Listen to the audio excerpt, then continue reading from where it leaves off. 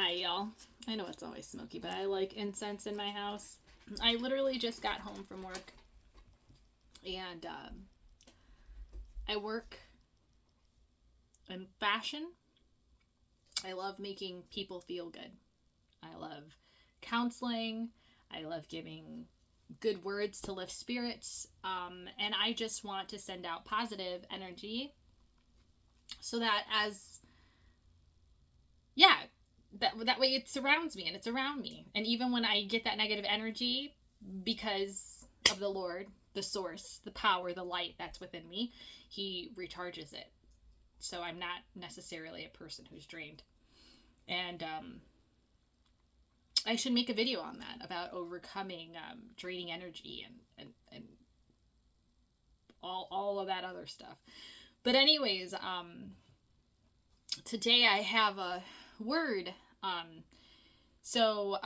My boss needed to send in some photos of our store, not only of our store, of herself. And she could be so hard on herself sometimes. And not just her, but sometimes our customers coming in, male and female, when it comes to their bodies, what they look like in photos. And I was letting her know, we make people feel good all the time, but we need to feel good too when we come into work. And I have no problem telling my boss or anybody else how beautiful they look. What's the point in keeping it to yourself? How is that going to benefit anyone? You thinking someone's top was cute. Tell them that you think it's cute. No one wants to be selfless in any way nowadays, but there is nothing wrong with that. A little compliment goes a long way. Practice it. If you see someone's car and it's beautiful and it's cool, or you like their rims, or you like her nails, you think her or his smile's beautiful, compliment them. Let them know. Doesn't matter how extraordinarily beautiful you think it is, and they might hear it every day, you tell them. Because believe it or not, sometimes the most beautiful people put in that much work because they don't receive the outside validation. They give it to themselves. And you know how good it would feel for them to just hear that? Feel amazing. So I'm going to read Job 29:8. And it says, The young men saw me and stepped aside, and the old men rose to their feet. The chief men refrained from speaking and covered their mouths with their hands. And the voice of the nobles were hushed, and their tongues stuck to the roof of their mouths. Whoever heard me spoke well of me, and those who saw me commended me. Because I rescued the poor who cried for help and the fatherless who had none to assist them. The one who was dying blessed me, and I made a widow's heart sing. I put on righteousness as my clothing, and justice as my robe and my turban. I was eyes to the blind and feet to the lame. I was a father to the needy. I took up the case of a stranger. I broke fangs of the wicked and snatched the victims from their teeth. People interpret the Bible different ways, but this right here is basically what I have done in my life and why I wear righteousness as my clothing. Because of everything that I've overcome. I don't mind dressing someone who's going to a funeral. I don't mind helping a woman feel beautiful for her engagement photos.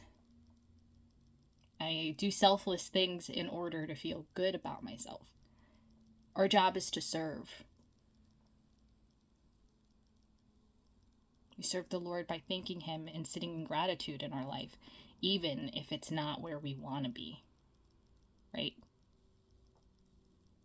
And because you are humbled enough to thank the Lord for that, He's going to put better things on your path. And anything that tries to sway you or anything dark that you go through, He's the light that's never going to leave. So you're never alone. And when you're able to live without needing a person, you walk on a path of selflessness when you lean on Source. You aren't afraid of giving because you know you have it. Amen.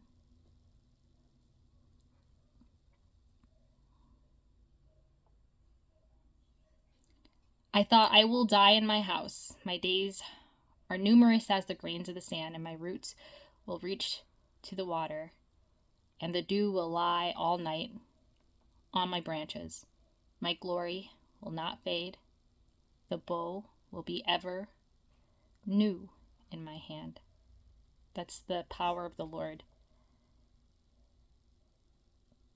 That with him I know that I will live forever. That he only has the best plan for me. And that even if I defeat one enemy and I only have one bow, I know I'm going to have another. Ready when I need it. But I don't need to walk around guarded and shielded. I can still be open and vulnerable and loving while still being a warrior. People listened to me expectantly, waiting in silence for my counsel. And after I had spoken, they spoke no more. My words fell gently on their ears. They waited for me as for showers, and drank my words as the spring rain. And when I smiled at them, they scarcely believed it. And that's honestly how I feel sometimes when I'm at work and I approach people. Sometimes they act so shocked that I'm so kind. It almost makes me sad because I want them to feel happy, even when I'm not around. When people come to my page, I don't want people to come to my page as a clutch to their life. I want them to look at my page and see this connection that I have to something inside of me.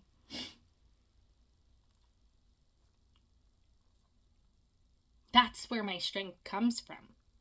If you watch these videos, you should be trying to connect to that part of you.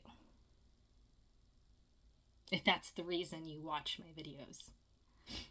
It's not to be me or to want to be me. It's to have this connection. That's what I try to teach. And I can't help it. I try to think about normal topics of what people would like. But I don't follow a bunch of people who know every aspect of their life.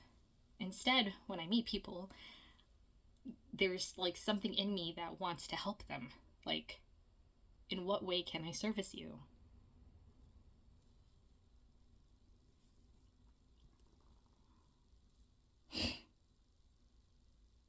They waited for me as for showers, and drank in my words as the spring rain. And when I smiled at them, they scarcely believed it. The light of my face was precious to them. I chose the way for them, and sat as their chief. I dwelt as a king among his troops. I was like one who comforts mourners, and sometimes I do comfort mourners at my store. People think that working retail, it's not a career. It is a career. It's a beautiful career. You have to have self-love, discipline. It's a lot of work. When I come in and I open in the morning, I have to make sure that everything's clean and tidy. And let me tell you, everything gets shopped and thrown around. There's money involved. We have segments that we try to meet. So that means a certain amount of money that we try to meet. That's going to let us know if we need to cut hours or we're going to lose people. If we lose people, that adds more work to our plate. These people aren't just numbers on a screen to us. We literally care about our customers and our loyalty and our reviews. And we have an excellent team that when you come in there, it's our home. We want to present it well. We want people to want to come back. We want you to want to try things on. We want you to spend time with us. I enjoy going to work. It's my peace when I'm away from home, and my home is my happy place. Okay, so I need to be happy even when I'm not at home. And I want to make people feel happy. Who doesn't want to feel beautiful and loved and cared about and tended to? You need a size, you need help. I'll be the one. I'll zip you up, I'll hug you, I'll grab you a tissue, I'll watch your kid, I'll sing. I want to make you happy. And that, I literally opened that, and I know it was God, like, being like, Alex, just talk about this. Talk about your day today.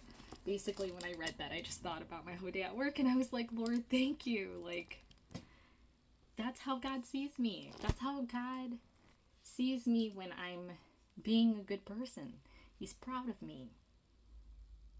And so I feel good. My happiness isn't dependent on who's around. It doesn't mean that I don't care. I care more than you could possibly ever imagine.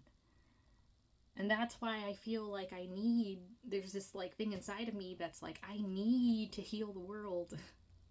It's like literally, like it's like energy that's like, I don't know how to explain it other than that. There's this urgency. And I don't have a lot of money to just give out. But I have my love and I have my kindness. And I can teach other people how to be more loving and more kind. That's it. So then Jesus brought me over to John 8:14. And Jesus answered, even if I testify on my behalf, my testimony is valid, for I know where I came from and where I am going.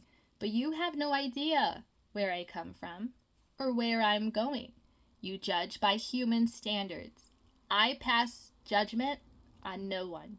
But if I do judge, my decisions are true because I am not alone. I stand with the Father who sent me. In your own law, it is written that the testimony of 2 witnesses is true. 2. I'm one who testifies for myself. My other witness is the Father who sent me.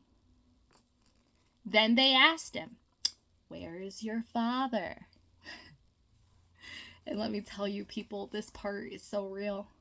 When I talk about God, sometimes I do refer to him as Father, and even pastors in church taunt me as, where is the Father? They want to see movement of the Holy Spirit or some kind of a sign because they're in a position of authority in the church, but yet they don't believe. So they want to see. Because if you had faith and you lived with the Father, everything is evident. Like, he is evidence in you. You are evidence in him. You are evident in the world. The world is evident of him. And you start to realize that we aren't separate. There is no need for the proof because we're the proof. You're the proof. I'm the proof. We're the proof. But when you're always looking outside of yourself, you're not even living in you. And that's where we have to remember to come down to, is grounding ourselves. And maybe because people spend so much time on media that they aren't in themselves, maybe it's a good idea to go outside and like go sit down by the water or just in your grass and just turn it all off, or just open the windows and let the house air out. Where is your Father? And then they asked, where is your Father? You do not know me or my Father. Jesus replied, if you knew me, you would know my Father also. He spoke these words while teaching in the temple courts near the palace where the offerings were put. Yet no one seized him because his hour had not yet come.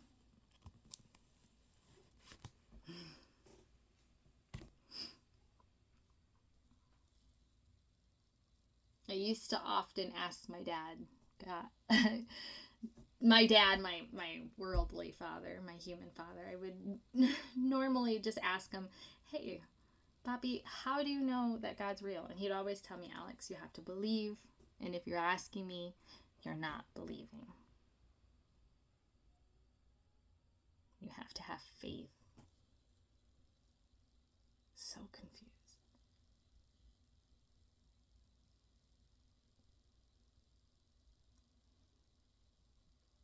And the more I believe, like you guys, the more magical it's been. Because once you figure it out, how can you unfigure it? Unless your heart becomes hardened. But if Jesus paid the ultimate sacrifice and died in such a vicious way and still begged God to have mercy on us,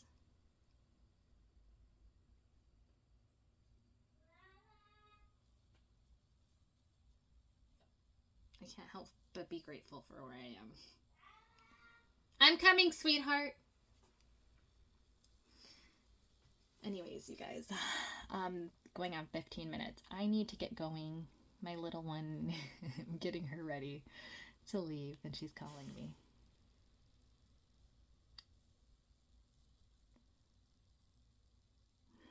I'm sending you nothing but light and love. I'm sending you spiritual strength to get through anything that you're going through, mentally, physically, emotionally. You don't have to have faith in God right now. I know it sounds crazy, right, to say that, but He does not love you just because you don't believe in Him. It's work. It takes a lot of work. Okay? Take it easy on yourself. Be gentle with yourself. But learn to have faith. Even if it's in yourself. Start there. Have faith in little things. And watch the little magical things happen. Start there. You don't have to be all crazy.